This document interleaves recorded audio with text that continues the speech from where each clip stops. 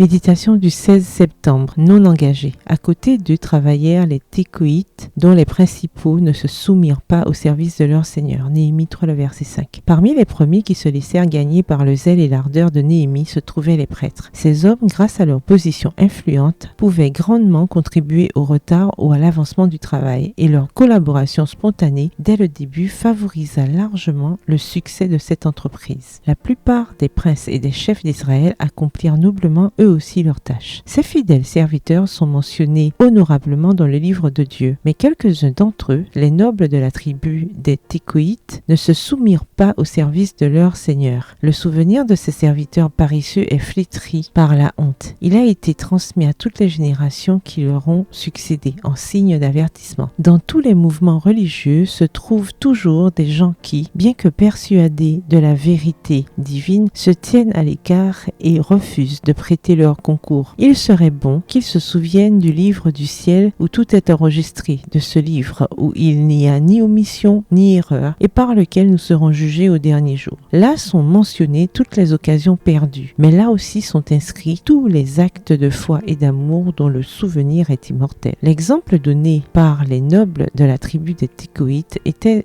de peu d'importance comparé à l'influence grandissante de Néhémie. Le peuple en général manifestait son empressement et son patriotisme. Les hommes influents et capables organisèrent en compagnie les différentes classes de citoyens. Chaque chef se rendit responsable de la construction d'une certaine partie de la muraille. Quelques-uns, nous est-il rapporté, travaillèrent vis-à-vis de leur maison, au verset 23. Le courage de Néhémie était loin de se relâcher, maintenant que les travaux étaient vraiment amorcés. Avec une vigilance infatigable, il surveillait les constructions, dirigeant les ouvriers, prenant note des difficultés et pourvoyant à tous les besoins. Malgré ses multiples activités, Néhémie n'oubliait pas la source où il puisait sa force. Son cœur s'élevait sans cesse vers celui qui veille sur toutes choses. Le Dieu des cieux, s'écriait-il, nous donnera le succès. Néhémie 2, le verset 20. Et ces paroles se répercutaient d'écho en écho, faisant tressaillir le cœur des ouvriers. Extrait tiré du livre Prophètes et Rois, au chapitre 53, aux pages 445 à 446. Bonne soirée et que l'Éternel vous bénisse.